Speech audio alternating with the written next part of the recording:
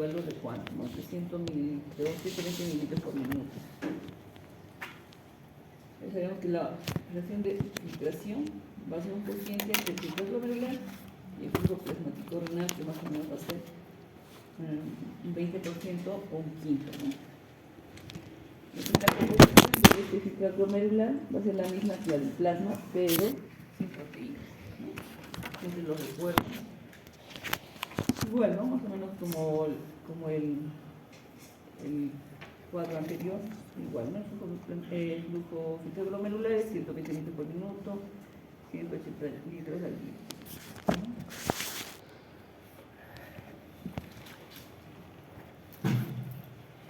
¿Cuáles serían los determinantes directos de la tasa de filtración glomerular? ¿No? La excreción de los productos de desecho van a afectar a la excreción de todas las sustancias que son manejadas por elementos tubulares, sobre todo lo que es sal y el agua, ¿no? La velocidad de filtración en cualquier lecho capilar va a incluir los glomérulos, se determina por la permeabilidad hidráulica de los capilares, ¿no? Incluyendo todos los elementos de la barrera de filtración, su área de superficie y la presión neta de filtración, ¿no? Entonces, la velocidad de filtración va a ser el resultado de la permeabilidad hidráulica por el área de superficie, ¿no? Por una presión neta de filtración. Esta presión neta de filtración es la sumatoria de las presiones hidrostáticas y osmóticas, que son oncótica y las osmóticas, ¿no? Al final va a ser un conjunto de presiones, entonces, sumatoria de presiones hidrostáticas y osmóticas, ¿no?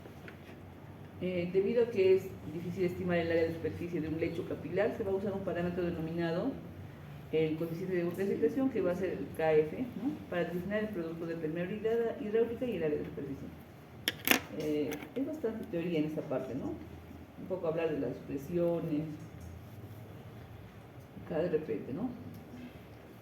Entonces el capilar glomerular, ¿no? Y vemos que hay fuerzas que favorecen lo que es el filtro glomerular y otras fuerzas que van en contra, ¿no? ¿Quiénes son las presiones que favorecerían, ¿no? La presión hidrostática del capilar glomerular favorecería, ¿no?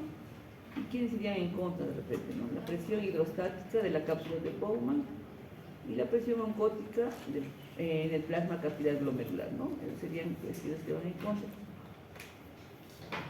Justamente la diferencia de estas van a causar lo que es la presión neta de filtración glomerular, ¿no? Seguramente se acuerdan, ¿no?, de las leyes de Stalin, las fuerzas Stalin, que también tienen que ver acá, ¿no? En todo caso, la filtración, va a haber variaciones para la filtración, ¿no? Obviamente puede permanecer constante por mecanismos de autorregulación. Estos mecanismos, ¿quiénes serían, no? Hay un reflejo miógeno del arteriola aferente, una retroacción túbulo-glomerular y una vasoconstricción del arteriola eferente, ¿no? Estos serían los mecanismos donde tratan de hacer de que no haya mucha variación en la filtración, ¿no?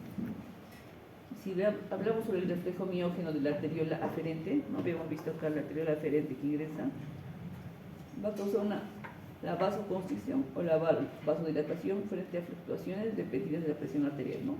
Entonces, si hay variaciones muy repentinas, bruscas, ¿quién de repente va a controlar esto? Es el reflejo miógeno de la arteriola aferente, ¿no? Sobre la retroacción túbulo-glomerular, al disminuir el filtrado glomerular, va a llegar menos sodio y menos cloro a la mácula densa, lo que va a desencadenar una vasodilatación de la arteriola aferente y consiguiente normalización del filtrado glomerular, ¿no? Si aumenta el filtrado glomerular, va a llegar más cloro y sodio a la mácula y se va a producir también una vasoconstricción de la arteriola aferente, estamos hablando de la arteriola aferente, ¿no? Entonces, ¿qué va a pasar con esta arteriola? O va a dilatarse o va a hacer que se contraiga, ¿no?, una vasoconstricción, dependiendo de la cantidad de sodio y cloro que lleguen y sea detectado por la mácula densa, ¿no? Y también otro reflejo va a ser la vasoconstricción de la arteriola eferente, ya también, ¿no? Esto generalmente va a ser mediada pues, por lo que es la angiotensina 2, ¿no? Y también va a variar según sea las variaciones de la presión, ¿no?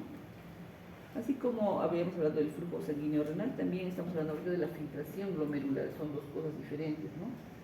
esta filtración glomerular, y va a haber situaciones en las que va a disminuir el filtro glomerular y situaciones en las que va a aumentar el filtro glomerular. Bueno, de repente la causa más conocida y sobre todo es una causa fisiológica es la gestación. Entonces la gestación siempre va a llegar a aumentar el filtro glomerular. Y otras situaciones en las que disminuye el filtro glomerular serían disminución de la presión hidrostática intracapilar, es decir, cualquier situación que cause una hipotensión moderada, severa, ¿no? La disminución del flujo sanguíneo renal, por ejemplo, una insuficiencia cardíaca, disminución del coeficiente de ultrafiltración, ¿no? Esto puede verse en alguna enfermedad renal intrínseca, ¿no? Y otras situaciones en las que disminuye el filtro glomerular sería el aumento de la presión cloridosmótica del plasma, es decir, pacientes, por ejemplo, deshidratados, ¿no? Acá no se ve. Aumento de la presión hidrostática en el espacio de Bowman. ¿Por qué causa? Puede ser, por ejemplo, por una obstrucción urinaria, ¿no? Neuropatía obstructiva. Entonces, esas van a ser las situaciones que disminuyen el filtro glomerular y la única que aumentaría fisiológicamente sería la gestación, ¿no? Hay que tomarlo en cuenta. En todo caso, ¿no? Las medidas que reducen la presión dentro del glomérulo van a reducir el daño del glomerular y proteinúrico. Esto de repente, ¿por qué se les pone, no? Si aumenta, digamos, la presión intraglomerular, ¿qué va a pasar? Va a haber mayor filtrado glomerular, ¿no? Entonces, todas las medidas que disminuyan esa presión del glomérulo también van a disminuir la ultrafiltración y van a, se puede decir, proteger el riñón, ¿no? Van a proteger del daño del glomérulo y obviamente van a disminuir la pérdida de proteínas en la orina, ¿no? Entonces hay medicamentos que justamente se utilizan como nefroprotectores de repente, que disminuyen la presión intraglomerular, actuando sobre la arteriola aferente o la arteriola eferente, por ejemplo, algunos, ¿no? Los YECAS, por ejemplo, los ARES, ¿no? Son nefroprotectores, además de controlar la presión arterial, también son nefroprotectores porque justamente disminuyen la presión interglomerular y disminuyen la proteinuria. Por eso, pacientes que tengan proteinuria de fondo se les tiene que dar pues un antiproteinúrico. ¿Quiénes son? YECAS o ARES, ¿no? Si no son hipertensos, se les da dosis pequeñas hasta que toleren, ¿no? Bueno, y sobre las funciones tubulares, más o menos ya habían hablado sus compañeros, algo rápido, ¿no? Los túbulos pues van a tener diferentes funciones, ¿no? El túbulo proximal, distal, todos los túbulos. Sobre el túbulo proximal, ¿no? En este va a realizarse la reabsorción, ¿no? Una reabsorción isosmótica de dos tercios del filtro glomerular. Va a estar compuesto generalmente por 65% de agua, de sodio, cloro, potasio, ¿no? Se va a reabsorber el 80% del bicarbonato filtrado y acá es importante que se va a reabsorber 100% de la glucosa en el túbulo proximal, ¿no? Entonces debería reabsorberse y no debería encontrarse glucosa en orina. Así también con los aminoácidos, proteínas y fosfatos, ¿no? El transporte activo de sodio y potasio, en todo caso por la sodio-potasio ATPasa, ¿no? Va a ser acoplado por el bicarbonato, bueno, y por otros tipos, por la glucosa, por fosfatos, entre otros. En el túbulo proximal también se secretan ácidos orgánicos, como los aniones de carboxilato, ¿no? Ácido paramino hipúrico, ácido úrico, penicilinas, secreción que va a ser inhibida por el probenecid, que es un medicamento, ¿no? En el túbulo proximal también se secretan bases orgánicas, ¿no? Algunos cationes amínicos, colaminas, la creatinina, entre otros, ¿no?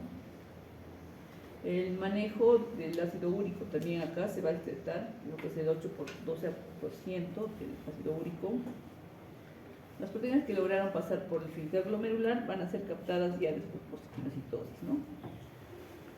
La glucosa se va a reabsorber en su totalidad, habíamos dicho 100%, pero hay un límite, ¿no? Hay uno que se llama tasa máxima o transporte máximo de la glucosa, ¿no? El TM de la glucosa, que es un valor de 180 miligramos en 100 mililitros, ¿no? Cuando el paciente pues son diabéticos y no tiene un buen control de la glucosa, ¿no? Es una tasa máxima de reabsorción, ¿no?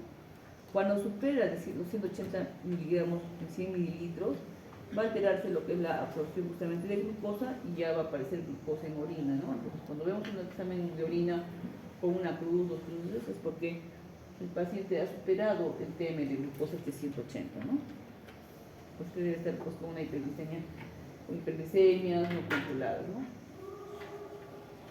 Bueno, es así lo mismo que se ha explicado, ¿no? En la asa de Henle, ¿no? En la asa de Henle, ¿qué va a ocurrir? Va a haber, esta nos va a proporcionar el medio osmótico adecuado para que la nefrona pueda concentrar la orina, habíamos visto, ¿no? Es responsable del sistema de multiplicación contracorriente, ¿no? Habíamos visto en la explicación de sus compañeros que era el mecanismo de contracorriente que va a conseguir un intersticio hiperosmolar conservando así los vasos rectos, ¿no? Conservada por los vasos rectos. Entonces, ¿dónde ocurre el sistema de contracorriente? En la asa de Henle, ¿no? Se le absorbe el 25% del cloro, del sodio, el 15% del agua y mayor parte del magnesio, ¿no? Esto va a ocurrir por un transporte activo de cloro en el segmento dilutor gracias al cotransporte de las 2 cloro, sodio, potasio, ¿no? También va a ocurrir un transporte pasivo de sodio, potasio, calcio, magnesio. Y en la rama ascendente de la asa de Henle, esta va a ser impermeable al agua y poco permeable al agua, ¿no? Entonces, túbulo distal y colector va a ser responsable del ajuste fino de los constituyentes finales de la orina. Este va a ser permeable al agua en presencia de ADH y va a concentrar la orina. La secreción de hidrogeniones por las células intercalares van a ser la principal función de los colectores medulares. La secreción de potasio en túbulo colector y final del túbulo distal por las células principales, ¿no? Es el principal mecanismo de regulación de la concentración de potasio en el líquido extracelular. También se le absorbe calcio, ¿no? Calcio activo. El túbulo distal está regulada por la paratormona. En el resto de la nefrona va para el sodio. Es inhibida en la asa de Henle por la furosemida, ¿no? Y es activada por la clorotiazida, ¿no? En los túbulos distales. Bueno, el mecanismo de contracorriente, bien, los compañeros lo habían explicado, ¿no? Ocurre en las nefronas yuxtamedulares y en los vasos rectos de la asa de Henle. El guión va a ser justamente capaz de formar orinas concentradas y orinas diluidas, ¿no? Y es justamente para qué todo eso, ¿no? Para formar una orina concentrada, ¿no? Si ven el cuadrito, pues hay un montón de cambios de osmolaridad, todo para llevar a una orina concentrada, ¿no? Ustedes van a tener que leer porque para el examen se lo toman. Bueno, hasta ahí un poco de un resumen de lo que he expuesto. Lo que yo empezaría a hacer ahorita va a ser les voy a explicar cómo se debe leer un examen de orina, ¿no? Que es una parte importante agregando a la exposición de sus compañeros del segundo grupo. No sé si hasta acá tienen alguna pregunta. Bueno, se dice que el examen de orina es como una, bien tomada y bien, obviamente bien leída, es como una biopsia renal, ¿no? Entonces, hay que tomar en cuenta pues, todas las características del examen de orina en cualquier paciente, ¿no? No solo ver los leucocitos, decir es una infección y nada más, no es eso, ¿no? Tienen que verse completo, como habíamos estado viendo en la rotación, ¿no? Entonces, primero es importante ver cómo se debe recolectar la orina, ¿no? Obviamente, pues el paciente viene por emergencia y le pedimos un examen de orina, digamos, ¿no? Al azar, pero en sí tendría que tener unas características importantes para poder de repente evitar falsos positivos, falsos negativos, ¿no? En la recolección de orina normalmente debería evitarse, por ejemplo, hacer ejercicio físico 72 horas antes de la toma de la muestra, ¿no? ¿Por qué? Porque justamente el ejercicio intenso puede condicionar a hacer hematuria, proteinuria, cilindruria, ¿no? Entonces, pues ahorita hay un paciente, un niño de 14 años en emergencia, donde hay una siguiente cosa por hematuria. El niño es futbolista, ¿no? O sea, viene justamente ha hecho un paro cardiorrespiratorio y le han hecho RCP. Entonces, y ya ha salido hematuria. Entonces, la hematuria probablemente puede hacer por el ejercicio físico intenso que ha estado haciendo, o puede ser por el RCP que le han hecho. Entonces, ahí, por ejemplo, tendríamos que esperar por lo menos 72 horas para poder tomar una nueva muestra de orina, ¿no? Entonces, pensando que esta hematuria pues es por todo el proceso que ha sucedido, ¿no? Entonces, la primera o segunda orina de la mañana es lo ideal, porque es una orina que está concentrada por lo menos 8 a 12 horas en la vejiga, ¿no? Entonces, y debe tomarse el chorro medio, ¿no? En los bebés, obviamente, si les tiene que conectar una bolsita, los bebés no informan, no hablan, cuando van a mencionar los bebés pequeños, entonces se coloca una bolsita, o se les puede hacer un sondaje, ¿no? Se les puede colocar con una sondita y evacuar. Y otros, bueno, antes se decía, ¿no? Una función suprapúbica, pero es un procedimiento invasivo que pues, nos puede traer más bien otro problema, ¿no? O sea, con una jeringa punzaban la vejiga sobre la sínfisis púbica, ¿no? Entonces, era una punción suprapúbica, pero claro, ahí sería una orina estéril y todo lo que queramos, pero es un procedimiento invasivo que podríamos de repente evitarlo si tomamos otras medidas, ¿no? Como por ejemplo el cateterismo, una bolsita colectora. En mujeres, obviamente, debe evitarse durante la menstruación y debe tener una orina, debe estar bien etiquetada a la hora de colección, la fecha, el nombre completo, ¿no? No debería pasar en sí dice más de media hora, pero a veces pues lo deja más de 2 horas. ¿Qué podría pasar, no? Si hay leucocitos, podrían guisarse, ¿no? Romperse y al final no nos da un resultado adecuado. Entonces, lo ideal sería hacerlo apenas se reciba la muestra, deberían hacerlo no más de media hora, ¿no? Si pues, por alguna razón debería ser, si tenemos la muestra, debería ser refrigerada en una temperatura de 2 a 8 grados centígrados, ¿no? Que nos ayudaría a la preservación para evitar que haya una precipitación de fosfato, de ácido úrico, ¿no? Y obviamente también se puede poner con algunos conservantes como son formaldehído, glutaldehído, ¿no? Que nos va a conservar lo que son digamos, algunos elementos de la orina, ¿no? Pero es mejor hacerla cuanto antes, ¿no? No dejarla esperar mucho tiempo. Y obviamente, ¿cuáles serían las técnicas de recolección? Una micción espontánea de pacientes que pueden comunicarse, pueden hablar, ¿no? Una bolsa colectora en bebés pequeños, por ejemplo, también en adultos mayores, les ponen una bolsa colectora, sobre todo si son mujeres, ¿no? El cateterismo transliteral, ¿no? Que es lo que le digo, poner un catéter y obtener una muestra de orina, ¿no? Llegar hasta la vejiga, una sondita y obtener la muestra de orina. Y la punción suprapúbica, como digo, es algo más invasivo, ¿no? Punzar con una jeringuita sobre la sínfisis púbica, ¿no? Bueno, sobre las características físicas, vamos a ver físicas, químicas, entre otras, ¿no? Sobre las características físicas, habría que ver primero el color, ¿no? El color varía de amarillo pálido, amarillo oscuro o un color ámbar. Va a depender más que todo de la concentración del ocrocromo, ¿no?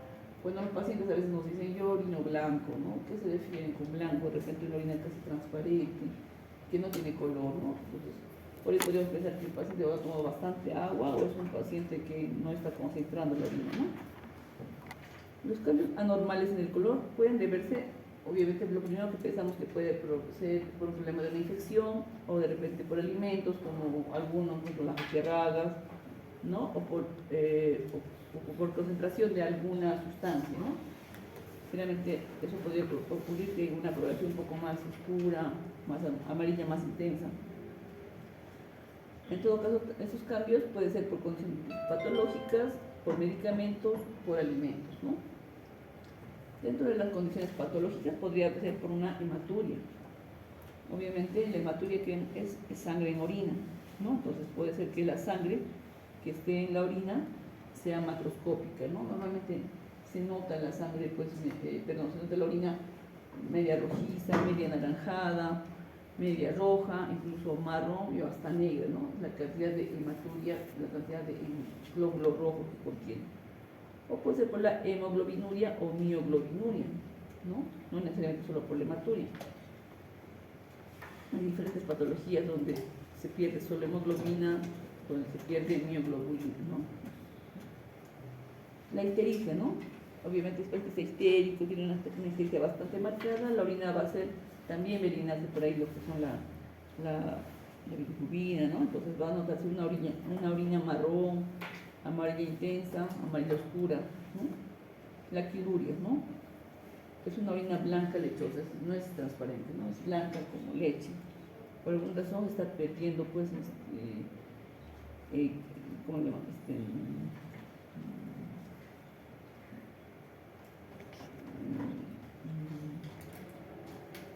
Líquido linfático, líquido, ¿no?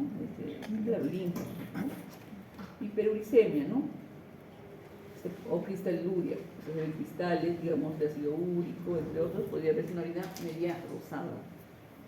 Y la infección urinaria por Escherichia coli nos da incluso una orina de tipo terciopelada, ¿no? Si lo vemos de repente en la parte superior, vemos como una cubierta de pelitos, de una telita fina, y realmente eso da pues una infección por Escherichia coli, ¿no? Que es la causa más importante, la principal causa de infecciones urinarias.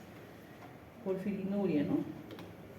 Y alcaptonuria, es la porfiria, ¿no? ¿Qué pasa?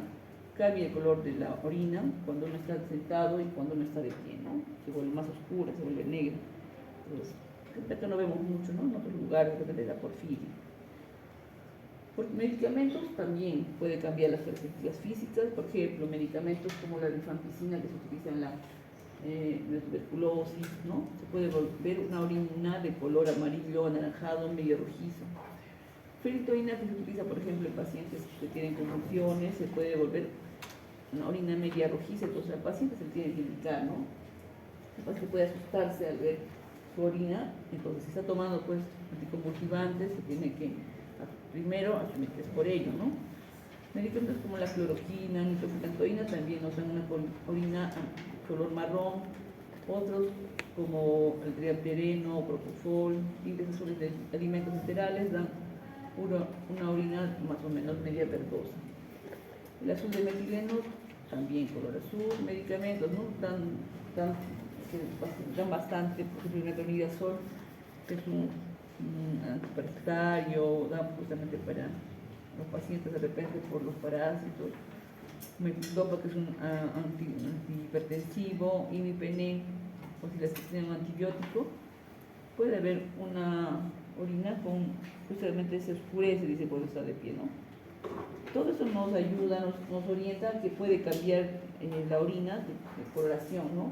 No creo que nadie esté viendo, paciente tomó la muestra de su orina parado, sentado, nadie creo que esté viendo, ¿no? Pero nos orienta que las orinas pueden tener diferentes coloraciones por diferentes situaciones, ¿no? Y pues por la tan conocida la remolacha, que es la, ¿no? Pues nos da una orina rojiza, bastante intensa incluso, ¿no? Y alimentos como el cerdo y barbo, incluso orinas de coloración amarilla, los carotenos, ¿no? Que están en las frutas, en la zanahoria, orina marrón, media naranjada. Entonces, todo eso nos indica que podría orientar, ¿no? Sobre todo de repente en las infecciones, sobre todo de repente en estado de hidratación del paciente y los pacientes que toman medicamentos, ¿no? Eso es el color, ¿no? Otra característica física sería la turbidez. La orina normal debería ser transparente, ¿ya? Pero también dicen que la orina patológica puede ser también transparente, o sea, no significa que porque está transparente vamos a olvidarnos de que puede ser patológica. Puede ser también transparente una orina patológica. La orina es turbia debido al aumento de la concentración de cualquier partícula, ¿no? Fíjense, las causas principales, digamos, de turbidez sería la infección del tracto urinario, hematuria intensa, habíamos dicho, ¿no? Hematuria macroscópica, o sea, bastante evidente, y contaminación por secreciones genitales, de repente más en las mujeres, ¿no? También en los varones. Entonces, por eso podría volverse turbio, ¿no? La orina. Otra característica física sería el olor. Un cambio en el olor de la orina, normalmente dicen el olor es sui generis, ¿no? Un cambio en el olor de esta puede ser causado por ingestión de algunos alimentos o algunas patologías, ¿no? Hablan del olor picante que está diferente por el amoníaco, infecciones bacterianas. Olor dulce afrutado, hablan en pacientes que tengan, por ejemplo, diabéticos, que estén usando pues con pérdida de cetonas, ¿no? Una acidosis cetosis diabética. Olor a jarabe, por ejemplo, en enfermedades con jarabe de arce, y puede tener diferentes olores, ¿no? De repente lo que nos podría, creo que hasta ahora un poco lo toman en cuenta es lo que es las cetonas en el paciente, ¿no? Otra característica física sería la densidad relativa, ¿no? La densidad de la orina. Para hablar sobre esto tenemos que saber lo que es la gravedad específica y la osmolalidad, ¿no? ¿Qué es la gravedad específica, no? Es una función del número y el peso de las partículas disueltas y va a ser influenciada por la temperatura, por la presencia de proteínas, por la presencia de glucosa y por diferentes medios de contraste, ¿no? ¿Por qué? Porque esos van a causar de repente mayor, ¿no? Una mayor densidad. Normalmente, ¿cuál es la densidad normal de la orina cuando vemos? ¿No? Es de 1,005 hasta 1,035. Esa deberíamos ver que es la densidad normal de la orina, ¿no? Si de repente es mucho menor, prácticamente de 1000 a 1003 o 1000 a 1005, de 1.00 a 1.005, veríamos que es una orina bastante diluida, no está concentrando adecuadamente. Y gente en donde vemos una diabetes insípida, intoxicación por agua, ¿no? Pacientes que hemos bebido bastante agua, de repente sobrehidratados. También podríamos ver un paciente de repente que consuma, como digo, grandes cantidades de agua, ¿no? Cuando la densidad es más o menos isosténica, ¿no? Un promedio de 1010, eso podría ser que es similar al plasma. Podría presentarse, por ejemplo, en necrosis tubular aguda, un paciente con enfermedad renal crónica, ¿no? Podría ser una orina isosténica. Cuando es mayor de 1035, es decir, mayor de 1040 incluso, hablamos pues porque el paciente está deshidratado o hay presencia de algún componente extrínseco, ¿no? Algún agente osmótico, por ejemplo, medios de contraste, ¿no? Esté haciendo que aumente la densidad. Y sobre la osmolaridad va a depender del número de partículas presentes y se va a medir con un osmómetro. No está influenciada en este caso por la temperatura, ni por cantidad de proteínas, ni cantidad de glucosa, no está influenciado comparando con la gravedad específica, ¿no? Sin embargo, dice, las concentraciones altas de glucosa van a aumentar, o sea, es cuando ya hay concentraciones muy altas, ¿no? Pacientes demasiado, digamos, descompensados, que no controlan sus glucosas, no toman sus medicamentos. Con concentraciones altas de glucosa aumentan significativamente la osmolaridad, ¿no? Dicen que aumenta 10 gramos por litro de glucosa, más o menos va a llevar a 55.5 miliosmoles por litro, ¿no? Va a ser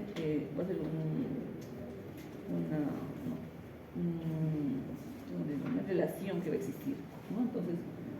Entonces, acuérdense que las proteínas, la glucosa, medios de contraste, van a variar la gravedad específica, lo que no va a pasar con la osmolaridad.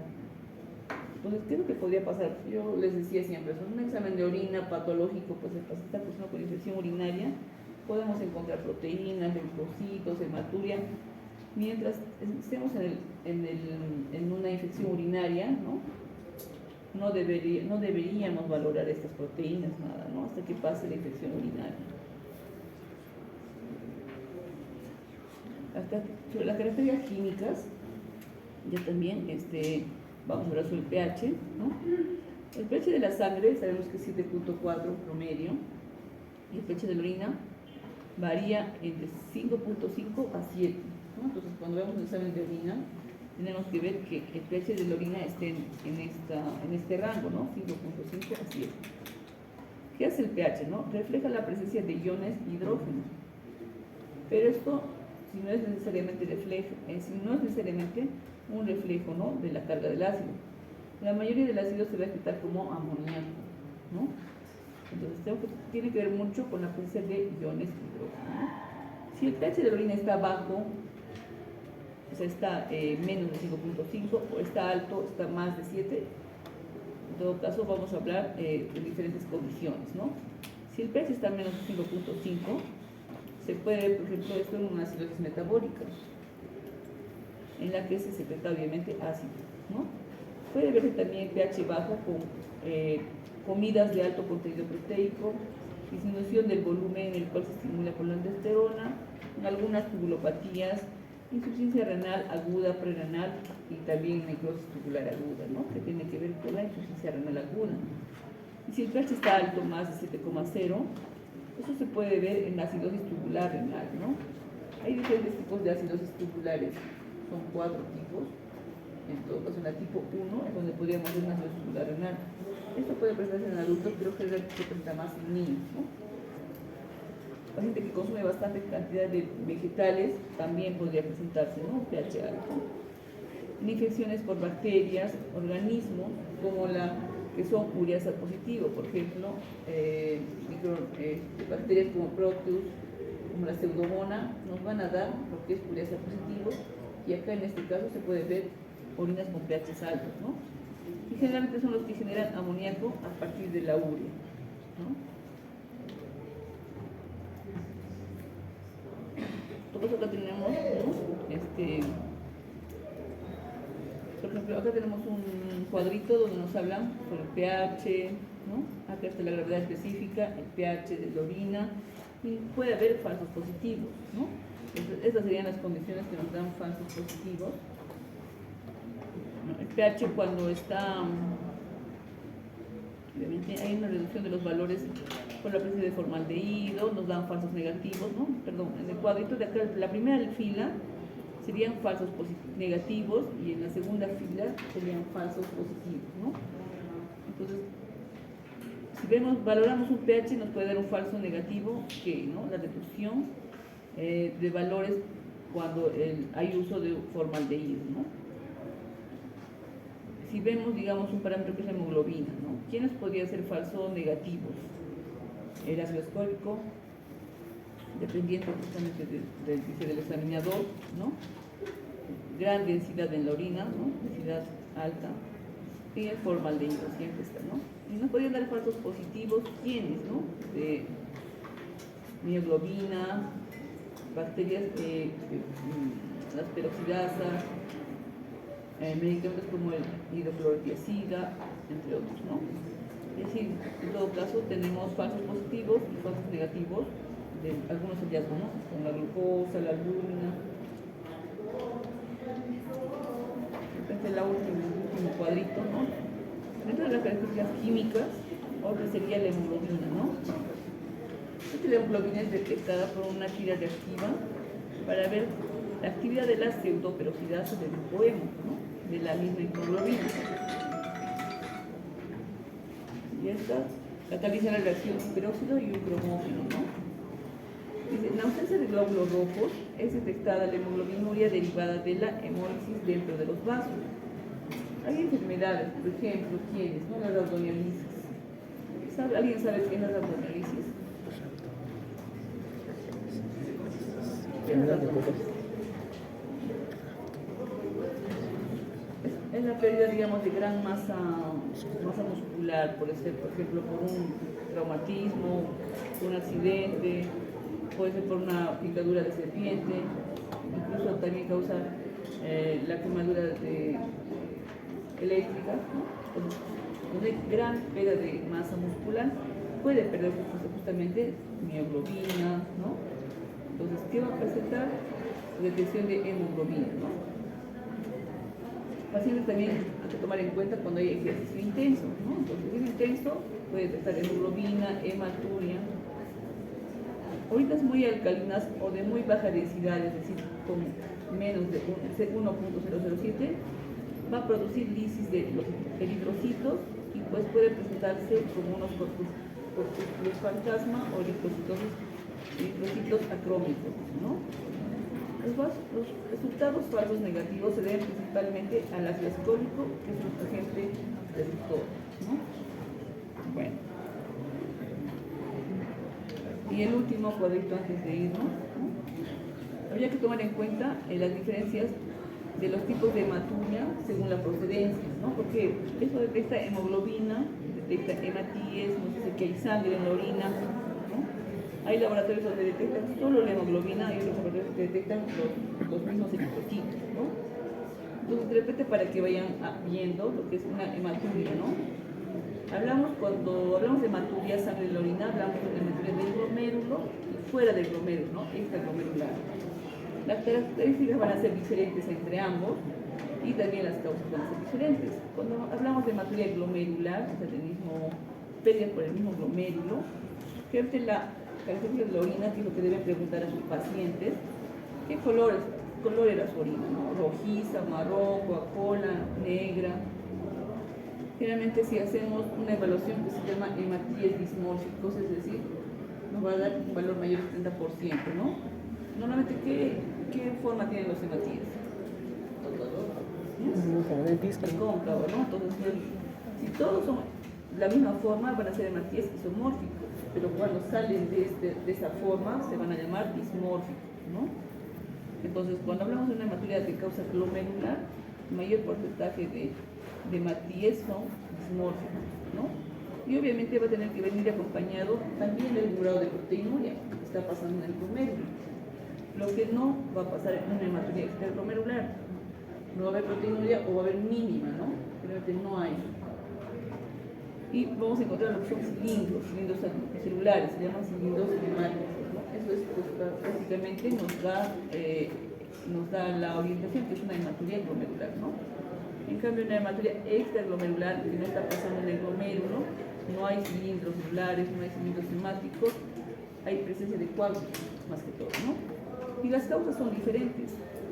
Cuando hablamos de hematuria glomerular, o sea, algo está pasando en el riñón, algo está pasando en el glomérulo, nos da pues las glomerulonefritis, que ¿no? Las glomerulonefritis primarias o secundarias, por ejemplo, nefropatía por IgA, las vasculitis, enfermedades hereditarias como enfermedad de Alport, enfermedades de la membrana basal, hematuria idiopática primaria con o sin hipercalcemia, ¿no? En general, todo lo que cause un daño del mismo glomérulo son enfermedades que tienen que estudiarse, ¿no? Y las causas de hematuria extraglomerular sería todo lo que sale de lo que es el glomérulo, ¿no? Enfermedad vascular renal, las nefritis túbulo, intersticiales acudas o crónicas, neoplasias renales, neoplasias del tracto urinario, tumores renales primarios, metástasis en el riñón, enfermedades quísticas, los quistes, necrosis papilar, uropatía obstructiva, ¿no? Infecciones del tracto urinario, cistitis, pielonefritis, cálculos renales, patologías de la próstata, cualquier coagulopatía, pacientes con uso de anticoagulantes, malformaciones renales, todo eso va a causar hematuria extraglomerular. También tiene que ser estudiado, claro, ¿no? Y obviamente la que tiene que ser estudiada en todo caso por nosotros es la hematuria glomerular. Así como se está perdiendo sangre, también se está perdiendo proteínas, ¿no? Entonces, cada vez va a ir en ascenso y al final, ¿qué va a hacer el paciente? Va a ser daño renal, ¿no? Y hay causas de las que al final llegan a ser enfermedad crónica y llegan a diálisis. Toda hematuria, toda proteinuria, aunque no sea blanco, que no sea muy incrementada, tiene que ser estudiada, ¿no? Bueno, ¿hasta ahí alguna pregunta, chicos? Doctora, ¿qué era eso de falso positivo, falso negativo? Falso positivo, falso negativo. ¿Qué es falso positivo, falso negativo? Ajá, en los exámenes que se están haciendo. Ya, nos dan un resultado, ¿no? Y justamente te sale que falso positivo. Solamente que es positivo, pero en verdad no es. Es falso positivo. Lo dejas mi hojita ahí. Que es positivo por alguna razón, pero no es justamente porque estaba haciendo falso negativo, prácticamente te dicen que no hay nada, digamos, lo que se puede averiguar y evitar la Aquí no, la otra, la chiquita. Aquí está.